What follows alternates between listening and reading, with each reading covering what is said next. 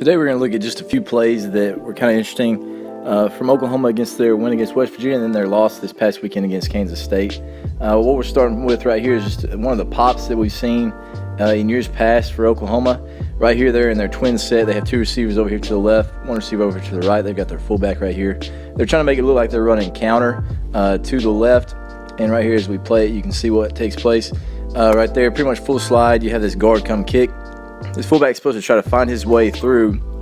Hopefully these linebackers come up in the box. And, of course, these two receivers out here running a slot fade or some kind of smash to try to hold this safety. After they get this guy to slide into the box, they're trying to hope to pop that right behind them with that fullback after they pull. So right here we'll play it, and you can see it takes a little bit longer for him to get there, and I guess Jalen Hurts doesn't quite see him. But whenever you rewind it, you can see where his eyes begin with go to begin with. All right, so they get a little fake right there, and then he's looking to the left to try to hold that safety. I guess for whatever reason he doesn't see it, but then he scrambles out, and West Virginia loses sight of him, and he's able to still complete it for a touchdown. But again, you can see if you're a heavy GH counter team, that could definitely be a good pop. Everything looks just like they're running counter right there, and you got to smash to hold the safety, and then the guy down the middle of the field could have been a big play early. But since Jalen Hurts is so dynamic, scrambling and everything, he's able to keep that play alive and then throw it for a touchdown later in the play. But you can see what they're trying to do there. Seems like the further and further the year goes, Oklahoma starts running their quarterback more and more because Jalen Hurts has become a real effective runner. And right here they're running just their typical GT, and it's kind of a different formation. They have two backs right here on the left side of the quarterback, and what they end up doing is they're running GT that direction. They have one running back come across to hopefully hold that backside, and then this guy lead just like they would if they were in twins running GT. So right there you can see what takes place. They get a good kick right there by the fullback, has a good wide player, so he's able to kick him. And then, of course, we get a down block on that B-gap player, wash him into the gap, and then we've got two pullers for the kick. Even the backside tackle doesn't really get up on anybody, but you can see how effective that is. And the crazy thing that people see right here to do that is you can really see who they're reading. And right here, this linebacker right here, it looks like he's just eyeballing the backs because he runs that way when that back crosses. So and they run the exact same thing in the next game and pretty much had the same thing happen. But right there, kind of an interesting way to get your quarterback to run a little bit of GT or to try to get him loose in the run game, which they've been trying to do more and more throughout the season.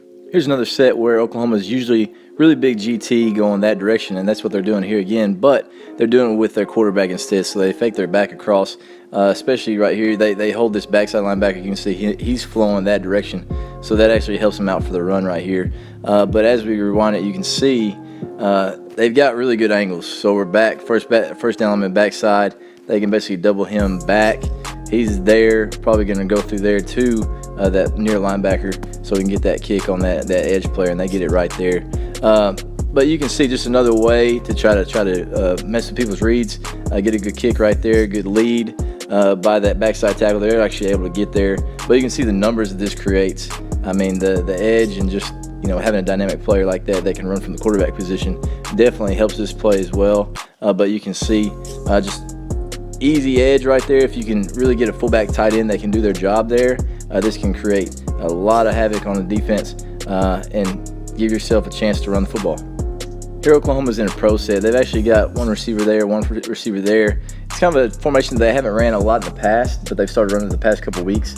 And what they're actually doing is they're running GT away from that tight end and wing. And what the tight end and wing are doing is they're actually arcing out. So he would take number one, and this tight end is going to take number two.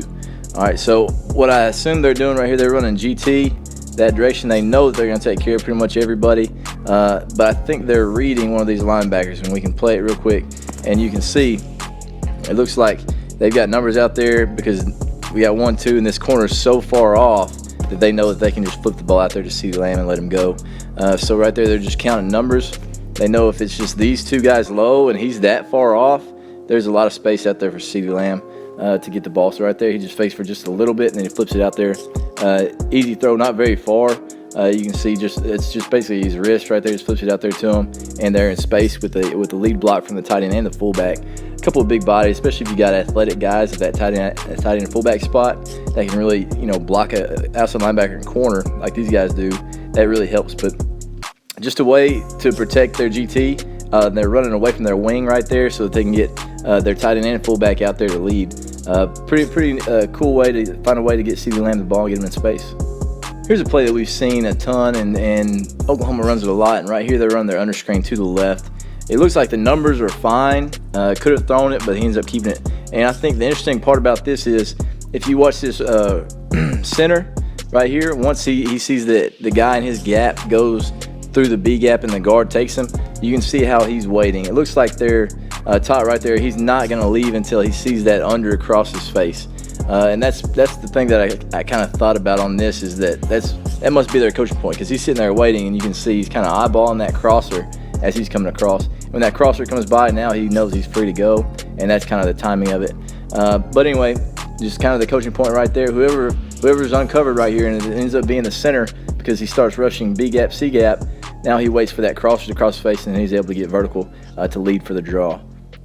This is a play right here where Oklahoma's trying to sell like they're sprinting out to the right, and as you can see, they're in trips to begin with, and they have CeeDee Lamb run a two-step, three-step out, whatever, to get to the flats to try to sell like they're rolling out and about to throw him the ball. But what you see, your typical rollout, you're gonna have that back lead, and what this back does this time is he actually goes backside. Once he goes backside to help seal, I think this proves that this is kind of like a three-quarters roll or half roll, so that they can work. They have drags coming back this direction. They're trying to sell like they're sprinting out that direction, hopefully get these linebackers to flow.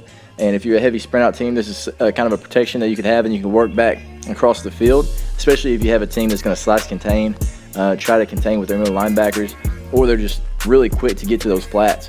And right here, they just roll. It's not real far, but they roll outside the pocket just a little bit. I mean, he's probably 2 yards from the hash, and he rolls just a little bit outside the hash, and then he throws back across the field to a guy with a lot of space. So just a way that you can protect your sprint out game and then throw back just a little bit. It's kind of dangerous because you a lot of times the ones that get picked right there whenever you're throwing back across your body are the defenders you don't see. But right here, he's able to see the whole field, and he's able to throw for completion.